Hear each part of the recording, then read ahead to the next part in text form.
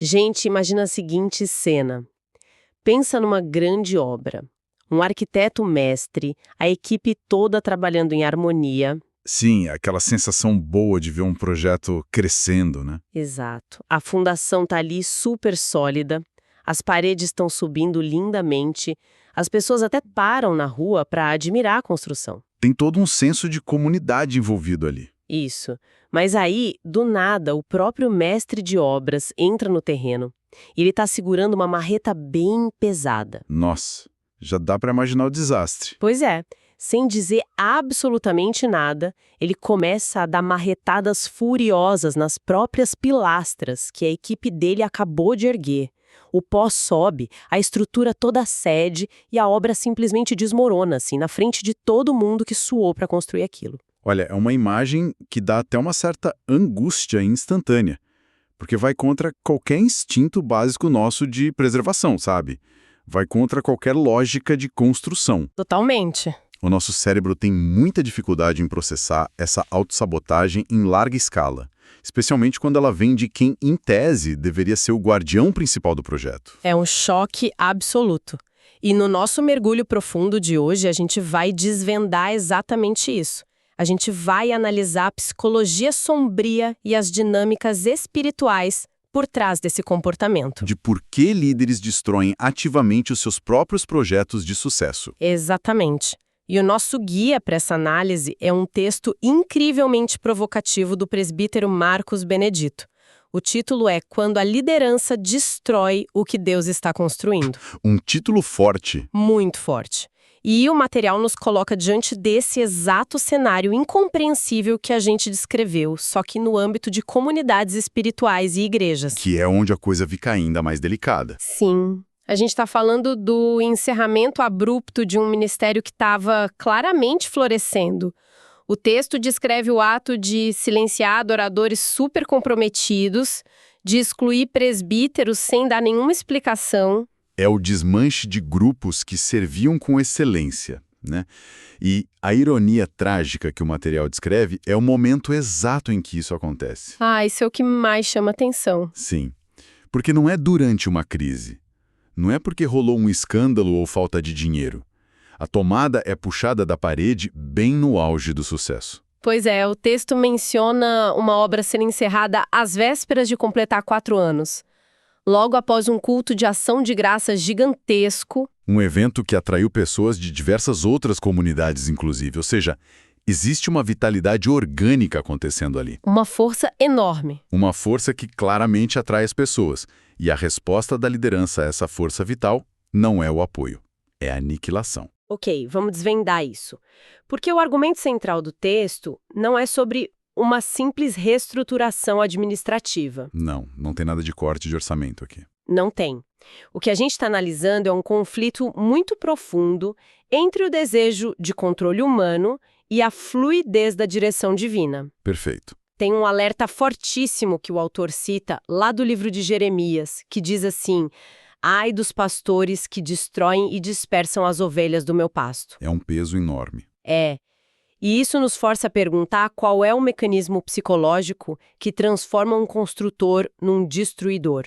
O que se passa na mente de quem segura essa marreta? Bom, o mecanismo fundamental que o texto expõe é o que a gente pode chamar de ansiedade de irrelevância. E isso gera a dinâmica da substituição. Como assim ansiedade de relevância? Pensa da seguinte forma. Quando uma obra, seja um ministério ou qualquer comunidade orgânica, começa a crescer guiada por algo maior, pelo Espírito Santo, como o autor bem coloca, ela ganha uma vida própria. Sim, ela começa a andar com as próprias pernas. Exato. Ela não precisa mais do microgerenciamento constante do líder para funcionar. E olha, para um líder maduro e seguro, isso é o sucesso supremo. É o objetivo final, né? Você quer que a equipe voe. Mas para um líder movido pelo ego, a autonomia da obra é aterrorizante. Quando o homem decide que ele precisa ser o centro absoluto das atenções, ele assume o controle à força.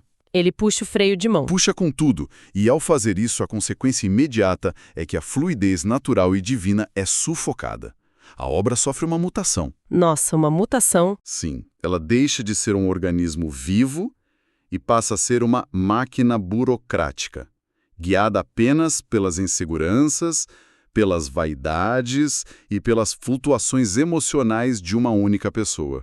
Olha, aqui é onde a coisa fica realmente interessante, porque eu fico imaginando a analogia de um jardineiro.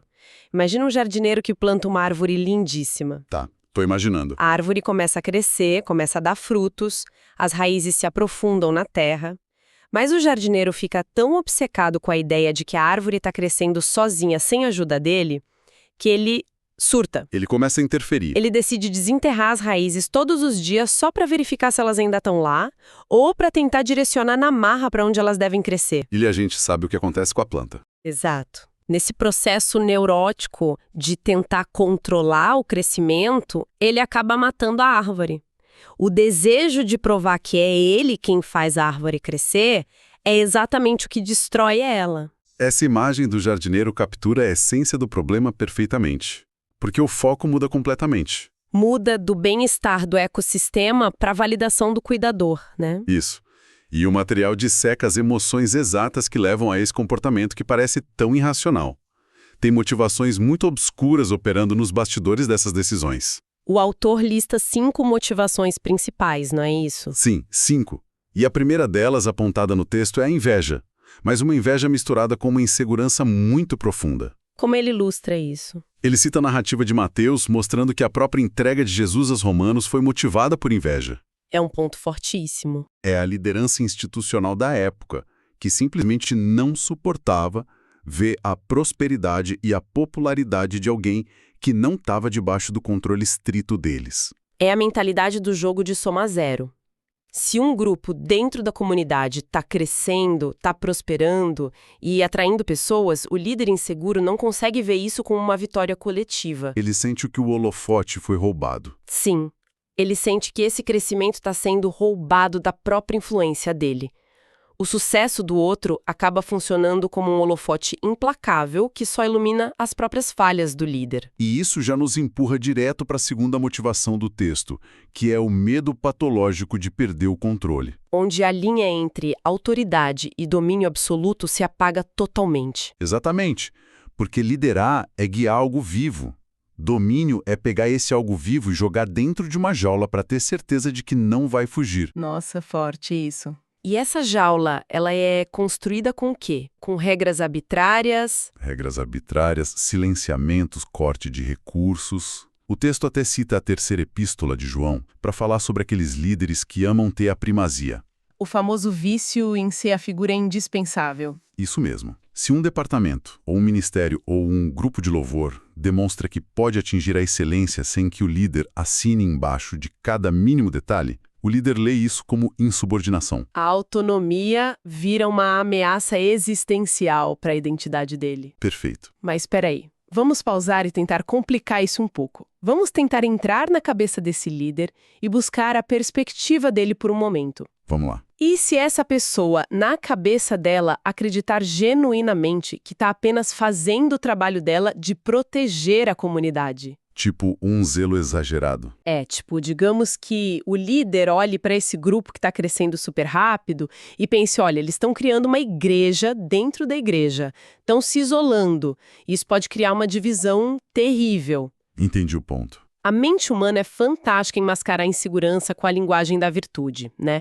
Como é que a gente diferencia lá na prática do dia a dia um ato que é realmente necessário de proteção pastoral do mero ciúme institucional? Essa é, sem dúvida, a zona mais cinzenta e perigosa da liderança humana.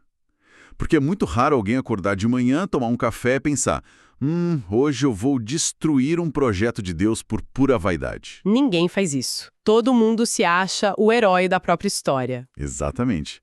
A pessoa quase sempre racionaliza as ações dela, como se fosse um zelo cuidadoso. Só que o texto oferece uma vacina contra essa autoilusão.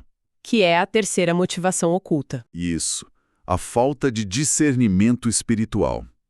O autor resgata uma fala de Atos dos Apóstolos, que é aquele famoso conselho de Gamaliel. Ah, sim.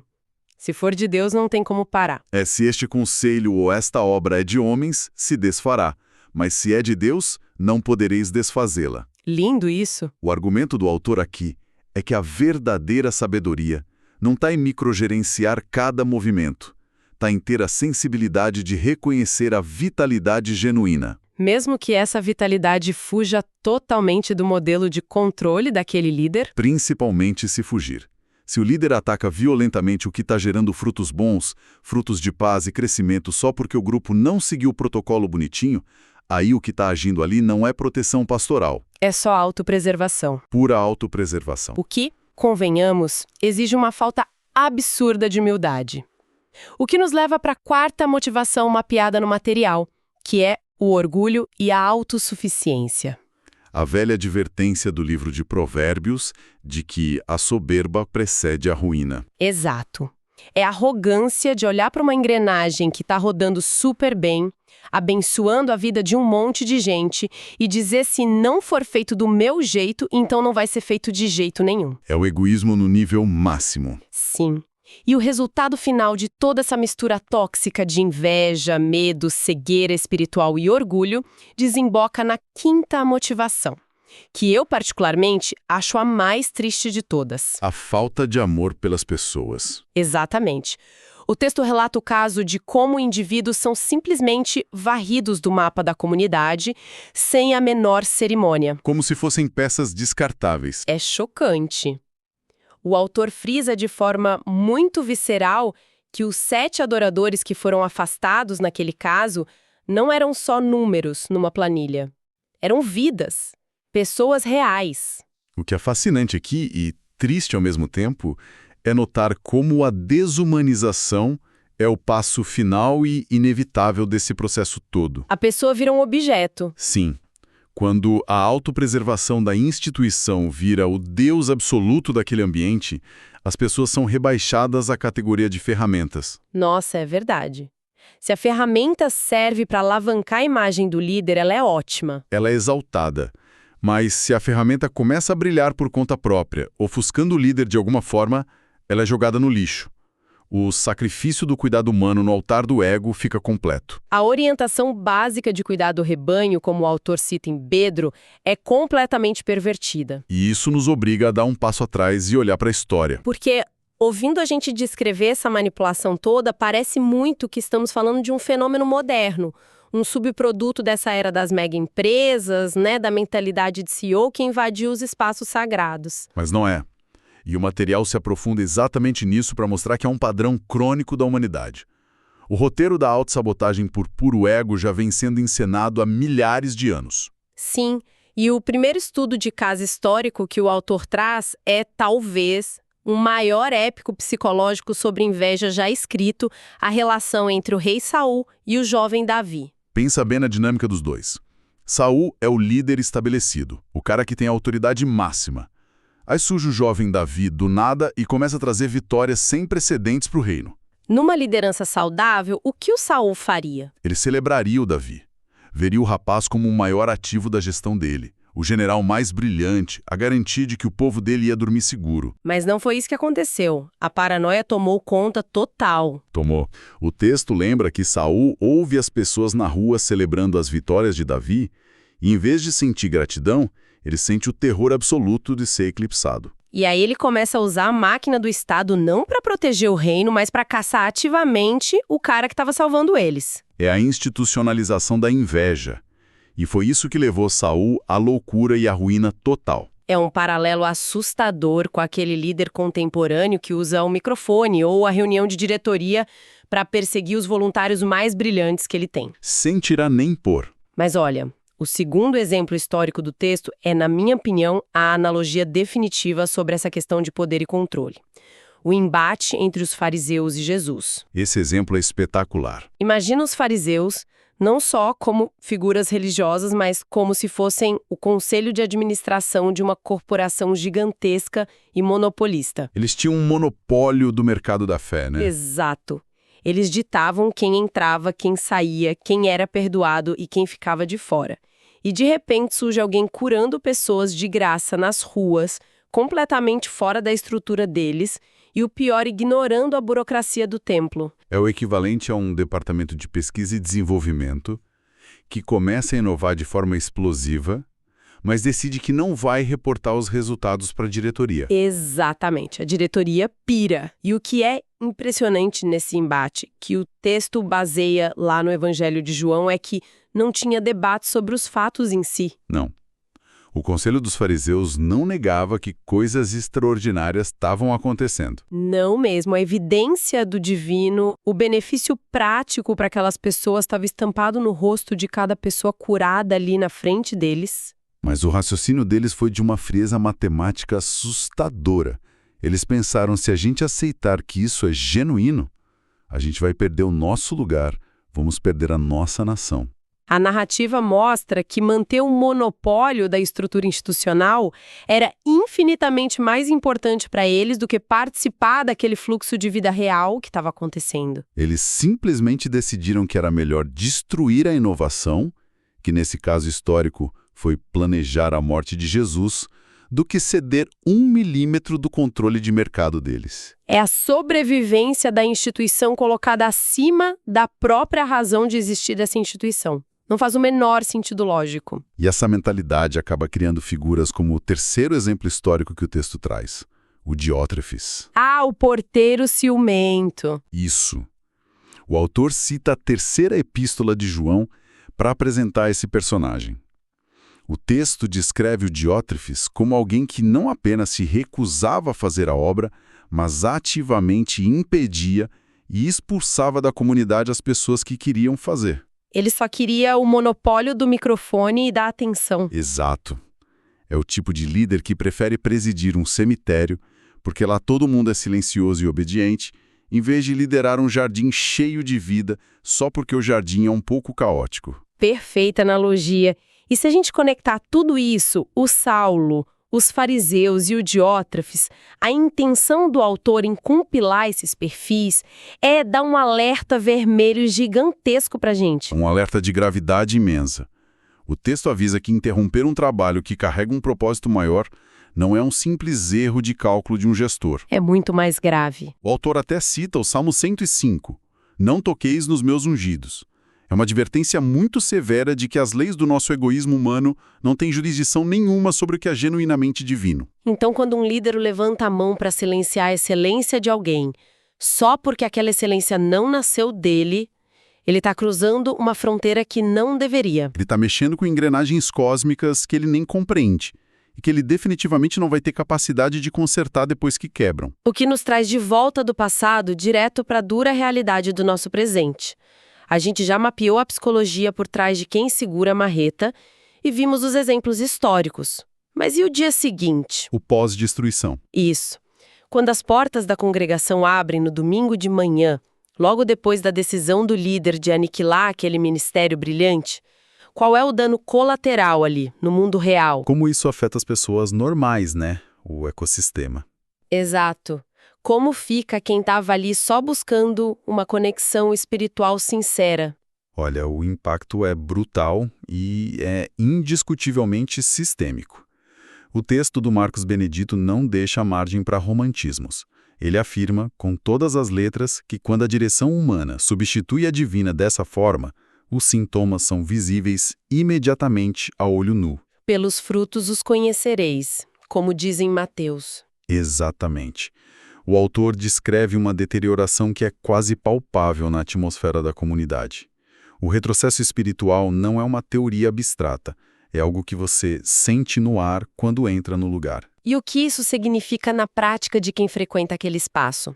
O autor usa descrições muito precisas, tipo louvores sem unção e ministrações sem vida. Acredito que quase todo mundo já experimentou estar num ambiente assim. Demais. Imagina a diferença. Você entra numa sala onde a equipe está eletrizada, apaixonada pelo que faz, criando algo ali com a alma mesmo.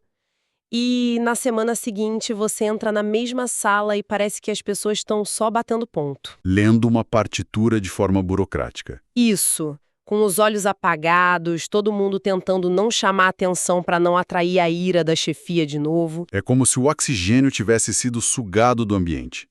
A excelência passa a ser punida. E aí, pelo simples medo, a mediocridade vira o patrão oficial da casa. É muito triste.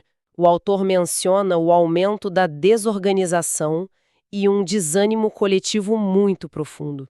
A estrutura toda volta para a estaca zero. Uma decisão egocêntrica nunca machuca só aquele grupinho que foi desligado. Não mesmo. O ego é como se fosse um vazamento radioativo. Ele se infiltra no lençol freático e contamina tudo e todos ali ao redor, silenciosamente. E é exatamente no meio desse cenário de terra devastada que o texto propõe o que ele chama de reflexão profunda.